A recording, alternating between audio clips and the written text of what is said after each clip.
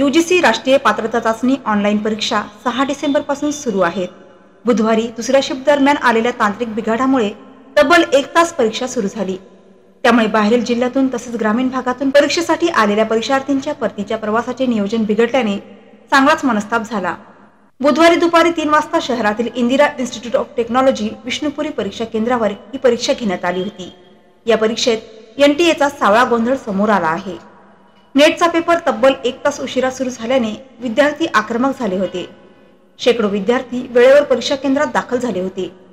3 वाजता सुरू होणारी परीक्षा 4 वाजता सुरू झाल्याने परीक्षा नियंत्रक व विद्यार्थ्यांमध्ये बाचाबाची झाली होती। त्यामुळे विद्यार्थी देखील गोंधळून गेले होते। अखेर या विद्यार्थ्यांना मानसिक त्रास सहन करावा लागला। तसेच जे विद्यार्थी बाहेर गावावरून आले होते त्यांची मात्र मोठी हेळसांड झाली होती।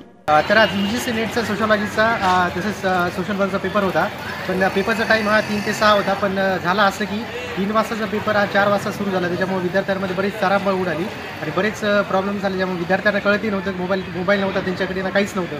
त्यामुळे थोडं तर प्रॉब्लेम झाला असं। यूजीसी नेटचा पेपर होता तर तब्बल 1 तास उशीर आम्हाला पेपर घेतलेला आहे आणि यामध्ये पूर्ण एनटीएचा त्यांची चूक आहे की सगळ्या विद्यार्थ्यांना खूप काही त्रास सहन करावा लागलेला आहे।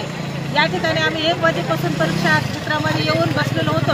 2ला एंट्री झाली आणि तब्बल आम्हाला 2 तास बिना पेपरचं बसावं लागलं आणि त्यामुळं रात्रीसुद्धा संध्याकाळी 1 तास पेपर सुटल्यामुळं अंधार पडल्यामुळं आम्हाला खूप प्रॉब्लेम झालेला आहे आणि अशा आडबाजूला लेडीजला तर खूप त्रास झालेला आहे। ठळक घडामोडींसाठी देशोन्नती न्यूज चॅनलला सबस्क्राईब करा आणि बेल आयकॉन प्रेस करा।